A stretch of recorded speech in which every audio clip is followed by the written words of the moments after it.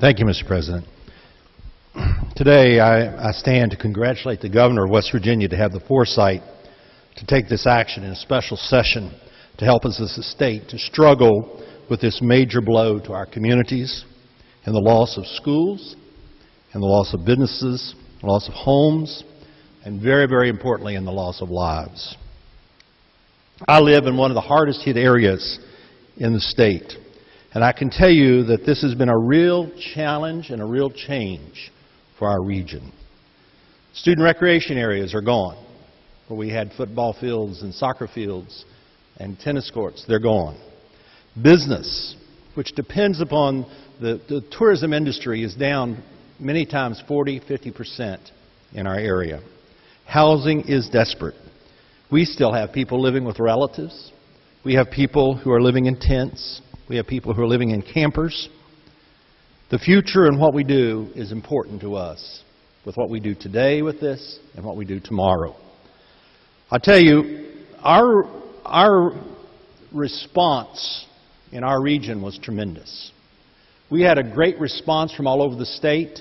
Many of you called me and wanted to know what you could do. The senator from Berkeley came, and I didn't think I'd ever get rid of him all summer. He lived in my house all summer as he worked down there in flood areas in Richwood and Rupert and Rainelle and White Sulphur and Caldwell as he worked in those places. He became part of our family. The dog likes him better than he does me now as he stayed with us. FEMA, and I don't understand the reaction here, but I can tell you that FEMA was tremendous in our area. They moved in. They put themselves in action and work.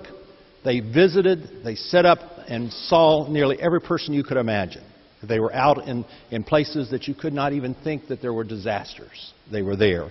So there were some problems, I will say that, but there were good things that took place with what I saw from FEMA.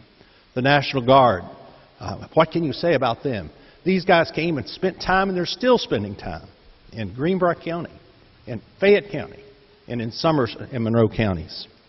Tremendous, tremendous action. We have a lot of work to do. And I appreciate the fact that this is the start in that direction. As a state, we have to start thinking about the future of business in our small communities. I think the senator made a good point when he said we have to think about not losing our communities. It's devastating to a small town if you lose 3 families in that town. Some families lost not just by moving, they lost because of death in our communities. It's very, very destructive to the future of small, struggling communities. And we as a body are taking the right step in doing this. There's so much more that we can do. And I continue to encourage us to do that. And I thank all of you who were part of that. As I said, as I received phone calls and as I received offer of help and things you could do. I appreciate the governor and the work that he's done and what he did. He visited our area. I would have cost him every time he'd come with another project here and another project there, and I think he'd want to run when he'd see me. But he was so responsive to the people in our area, and I appreciate that very much. So this is a good piece of legislation. It's important that we pass this. It's important that we move forward as a state. We will in Greenbrier County. We will in Fayette County. We will in Summers County, and we will in Monroe County. Thank you.